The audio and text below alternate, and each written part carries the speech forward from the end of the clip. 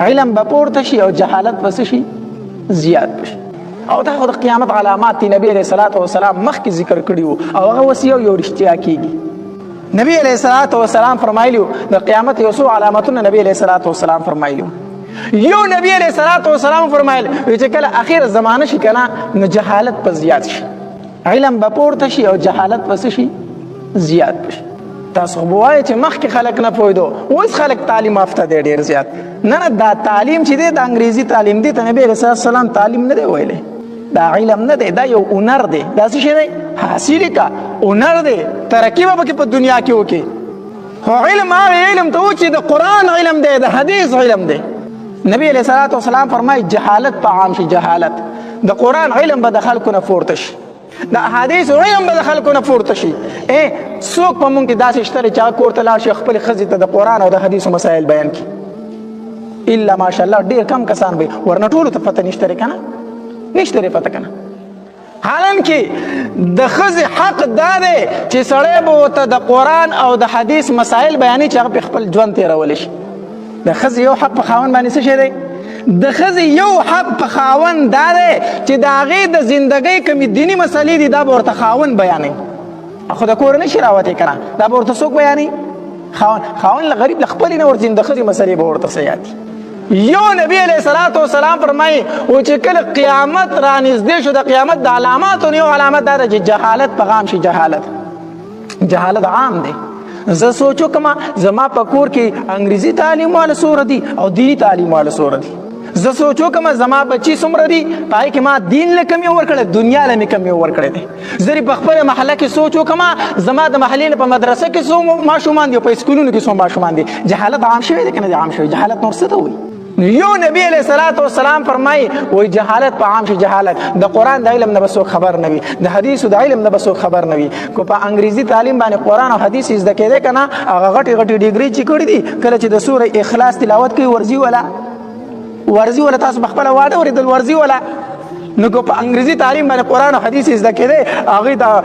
امریکې او د برطانیې د یونیورسټو نه ډیګرۍ راوړي دي. خو چې سوره اخلاص نو دا ماته لیکلی شوی غلط دی، وایي ځکه نه راځي. دغه دینی تعلیم نه دی.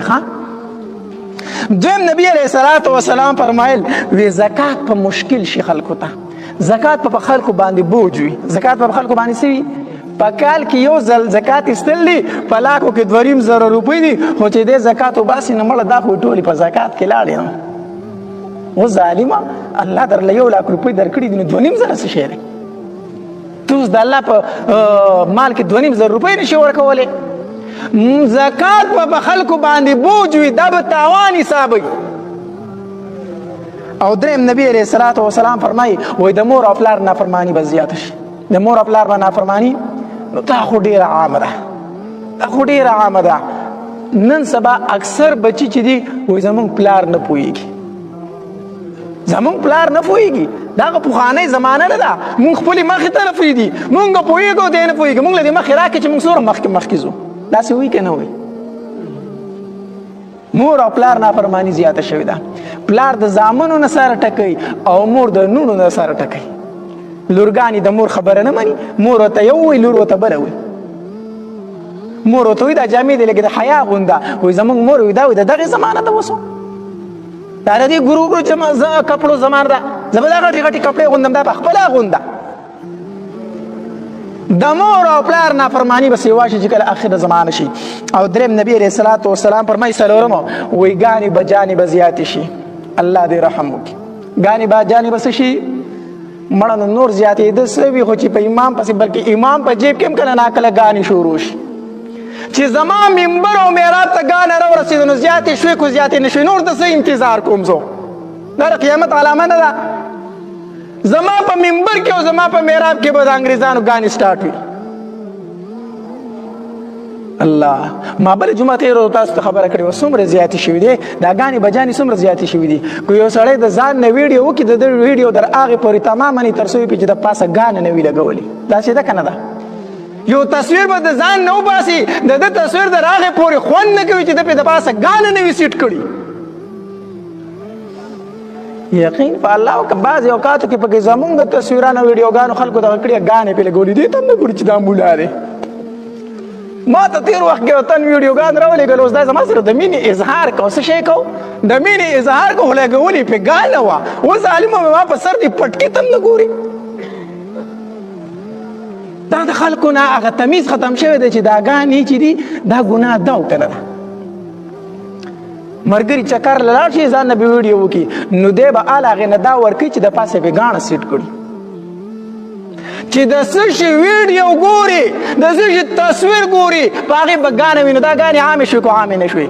مخکې به خلکو چې ګانې ویلې خلکو به ورته ډېر په سپک نظر کتل هغه به چېرته ډېرو کمو کورنو نارینه او زنانه داسې وي چې دا ګانې مانې به یې ویلې نن سبا غټ غټ خاندانونه چې ځان ته وایي د هغې جینکۍ ټیک ټاک او فیسبوکو ته راوتي دي او ګانې وایي او ګډېږي او هغه کپړې اغوستې دي چې انګریزانو ته پکې هم ځان شرمېږي هغه کپړې اچولي دي نو څلورم نبي علیه صلات وسلام څه فرمایي وایي ګانې به جانې به عامې شي ګانې به جانې به عامې شي اسپتال ته چې سړی لاړ شي که نه نو چې کله د مریض ته انتظار کوي نو بار به ناست دی که نه ډاکټر ته انتظار کوي یا مریض اپریشن تھیټر ته دننه کړی سړی ورته بار ناست دي نو تاسو ته پته ده که نه سړي ته ټي وي لګولې که نه یې لګولې لکه هغه مریض چې اوس هغه ته د ژوند او د مرګ خبره ده چې ما مړ روباسي که ژوندی روباسي دلته چې ورته بار کم کسان ناست دي هغې ګانې اوري ځان له چا پکې ځان ته موبایل لګوي پکار خدا د مریضانو په واټونو کې ګانې ورته لګوي چې د دوی خیال بدلیږي صحیح بدلیږي خیال بدل شي ګانه ورته لګوه ولکه هغه د مرګ او د ځانکدن سره مخامخ دی تلاوت ورته ولګوه نو نبی علیه صلات وسلام فرمایلي وي ګانې به جانې به عامې شي ګانې خامخا اړه دې نه صبرېږي وایي زما دا تصویر هسې خوند نه کوي چې زه فیسبوک له ورکوم ټیک ټاک له ورکوم خامخا دې زړه کې د خارښت او د اصرارېدو نه که نه نو چېرته نعت پرې ولګوه دغې ته هم ضرورت نشته نظم پرې ولګوه خو خامخا چې نه اصرارې کې نه دا وکړه ګانه پرې ولې لګوه او پنځم نبی علیه صلات وسلام فرمایلي وی بالماضي به زیاته شي څه به زیاته شي بالماضي به زیاته شي قیامت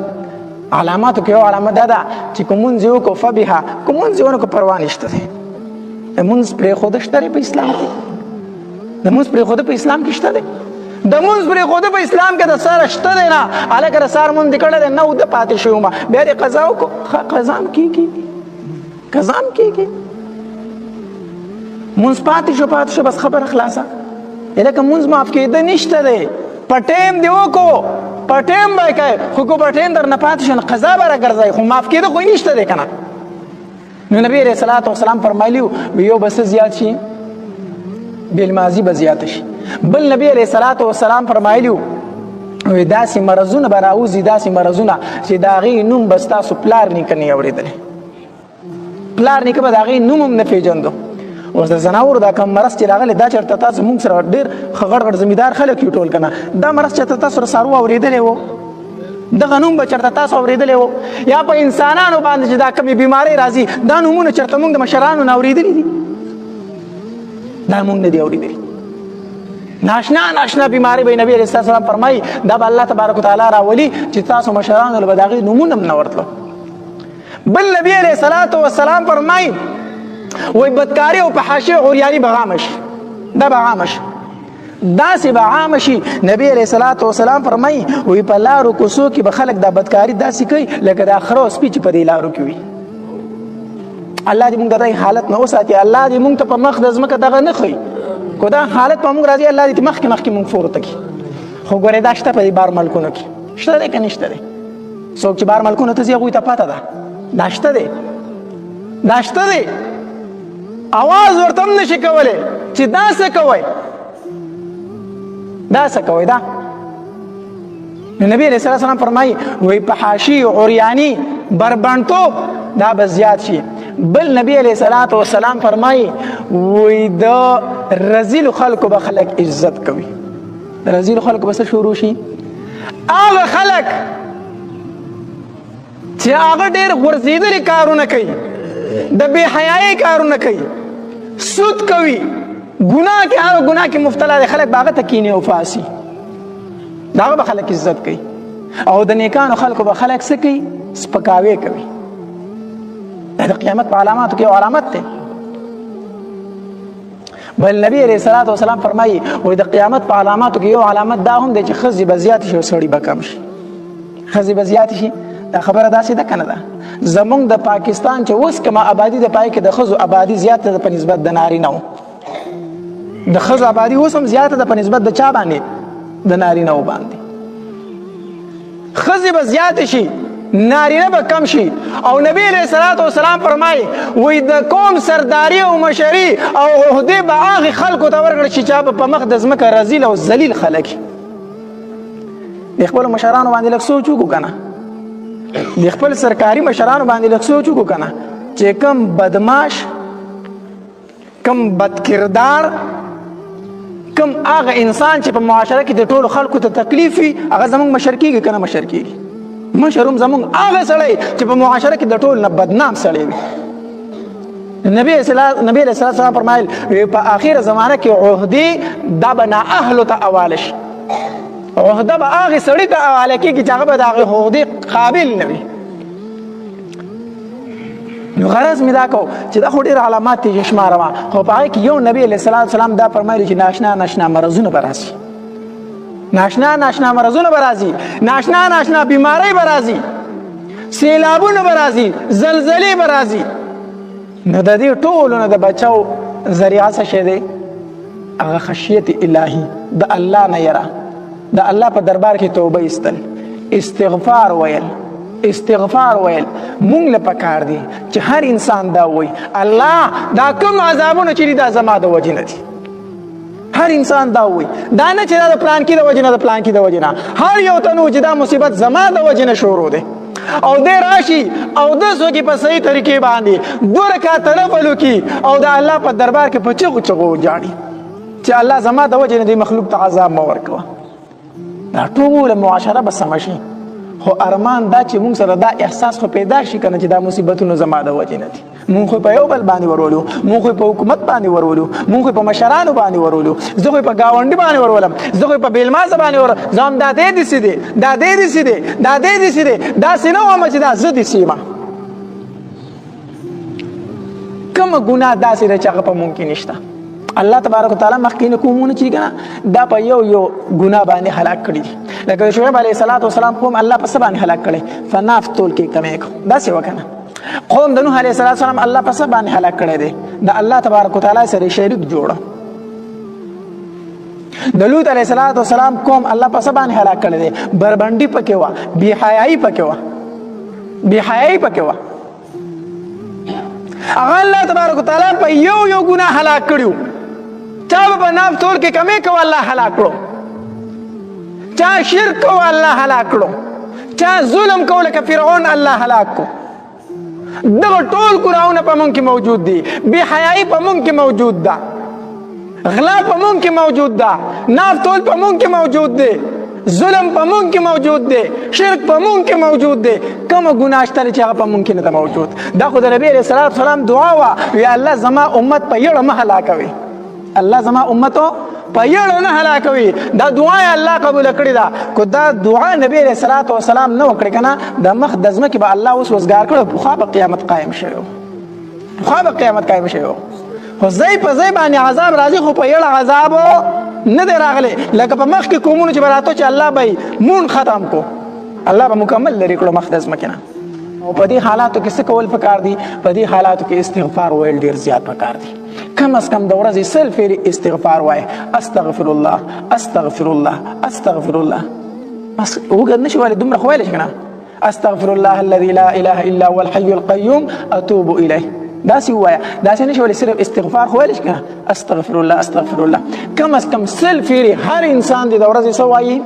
استغفار دی وای په استغفار سره الله تبارک وتعالى د انسان نه عذابونه ختمي په استغفار سره الله تبارک وتعالى د انسان په رزق کې فراخي راولي په استغفار سره الله تبارک وتعالى د انسان تمام مشکلات ختموي